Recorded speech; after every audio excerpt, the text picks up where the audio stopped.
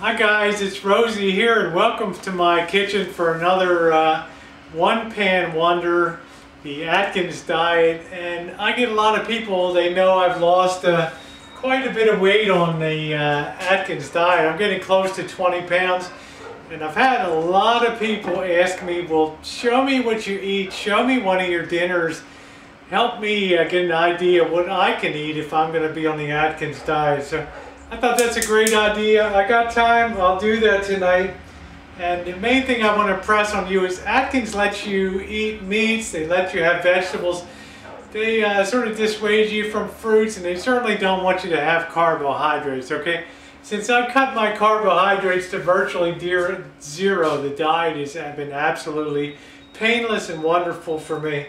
So the first thing I want to do is, oils are certainly allowed. I want to take some extra virgin olive oil, and I hope you like the upload tonight. I'm using the Panasonic SDR H79. It's not the highest definition, but I have the wide angle lens on it tonight, and I don't have a ceiling cam. I know I look so professional with my Fisher Paykel stove here, but we're gonna get this going now. We're gonna put the heat to this olive oil a little bit, and we're not gonna really need those burners. And the thing, I'm not, I don't like to say that, I'm lazy, but I like to be economical when it comes to cooking. And if I can have one pan to clean, so much the better. So the trick is, I like to stage things when I'm cooking. So I buy these pre-packaged breasts. They're probably 8 ounces from Costco. And I'll open that up and I'll pop that in the pan now. Using my scissors, it opens easy. I keep it very clean, and I pop it on there on the pan now. I have my olive oil in the bottom, and you can see her cooking away over there. And I will throw that in the garbage can. And I like to start that on a moderately high heat because I like to get a sear on that. Searing to me is browning the sides of it and getting really good color. And where you have color in cooking, you have taste, okay? That's the golden rule of cooking. Now I'm going to back that heat down a little bit because I do hear her sizzling a little bit. I don't want to burn her, but I'll move her around a little bit so she gets that oil. And I don't initially, put the salt and pepper on the meat because the salt particularly draws the moisture out and toughens it. So I resist doing that. What I also like to do to sort of help it speed up the cooking a little bit, I'll take one of my lids for the saucepan and I'll pop her on top, and that helps to reflect some of that heat up from the bottom and helps start cooking it from the top. In the meantime, if you look over here, you'll see I have some carrots, and I'm going to begin dicing them. I've already cleaned them. I got 3 carrots here, so I'm going to put the cam up a little bit over here so you can see me a little more over here now. And what I like to do is I like to get them all evened up and squared on the board. And you can see them there. And pardon my videography, I do the best I can in here. And I want to cut them in about half-inch pieces. And I don't want to snap down on it. I just want to press down on the knife so they don't go scattering all over the board. And even despite my best efforts, they will.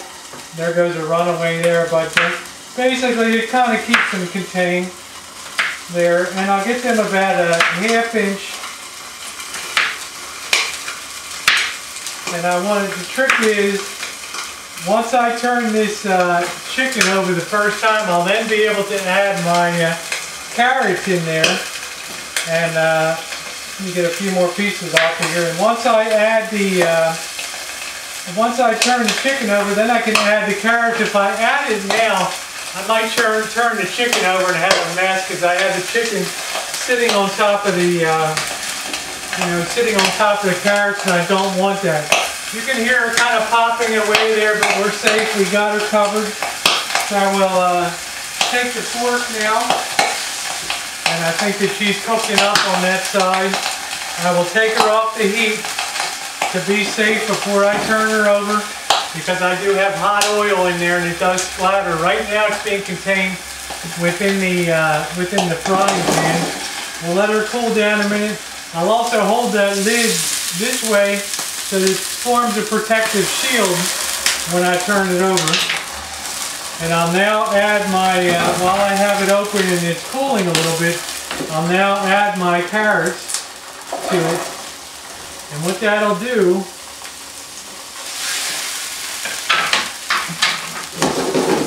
I'll put that back on the heat now, and I'll give you a look in a minute. Those carrots will start to pick up flavor, particularly when I add a little bit of water back into the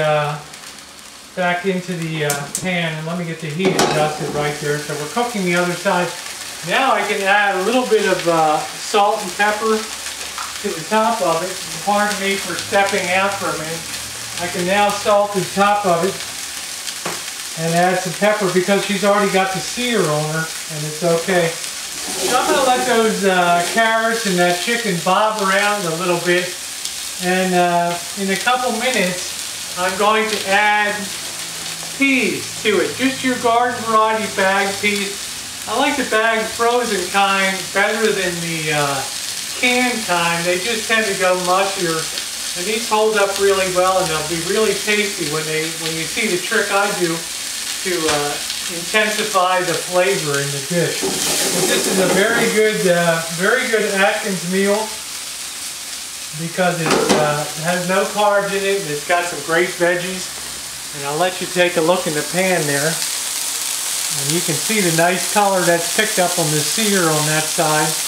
And those carrots will release a little bit of moisture, but we want them to cook a while. And you can see how that's going to be really flavorful in there. So got to get a better kitchen set up one day, but it is what it is. It's not Food Network or America's Test Kitchen, but I'm ready when the call comes to come in. So we got that cooking away, and I'll now take the spatula and I'll kind of work the carrots over a little bit.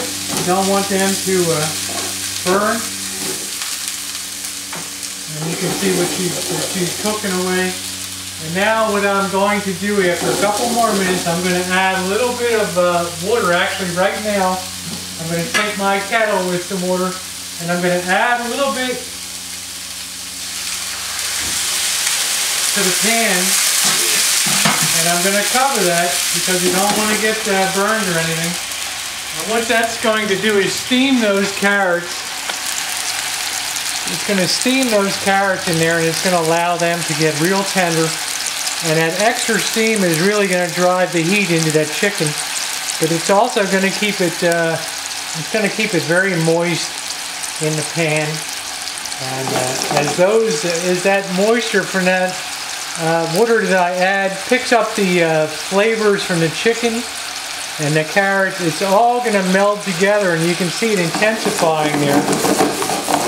And this is a trick that a guy taught me when I worked in a restaurant on the East Coast at a summer resort, is you want to reduce things down when you're done cooking them, because it's the reduction of all those liquids that puts the flavorful glaze on top of the food. So you can get a good look at that now, and look at the beautiful color on the carrots. So what I'm going to do now is, with my one pan wonder, and let me tilt that down a little bit more there. What I'm going to do now is I'm going to take my peas and add them. And for dinner, I have a lot of peas, okay, because it's good for you and it's not a lot of calories in there. And I just take that lid off for a second, and I just lay those peas in. And those peas are going to introduce some more moisture. And you think to yourself, wow, Rosie, that's enough peas to feed an army. But you know what? They will fill you up with that chicken, and you will feel great for having those peas filling you up. We'll pop these back in the freezer. And I'm going to give that a shake now. So everything's cooking away in there. And I don't have to cover her now. I can sort of leave her uncovered the pan there, and those peas will cook, and those carrots will continue getting tender, and that chicken will continue cooking through there. And we're only about what, about 6 or 7 minutes into cooking. We've only got one pan going so far, and we're going to have our good spanking dish when we're done here. And I'm actually just working those peas around now. And those peas, besides giving off some liquid because they were frozen, those peas are now going to turn that liquid, that they introduced into the pan. They're going to help do that flavorful glaze that the peas and the carrots will pick up, and they're just going to be ultra yummy. The other thing I like to do at this point is I like to grab a little bit of the butter, so pardon me while I step out of the frame. I'm going to grab a little bit of the Land O'Lakes butter here, and I'm going to add a little of that too. And that's going to intensify the flavors a little more. And Atkins says butters and oils are a yes, yes, yes on the diet. So what a great world we live in. That we can use the olive oil and the butter. So that's still cooking away. And now I've added the butter into there. And it's really starting to look like a medley now. And I haven't turned that chicken over yet because I gave it a good heat on one side. And everything is just cooking up really good now. And what I like to do at this point is I like to take a look at it and get my fork here and see if I can spear one of the carrots.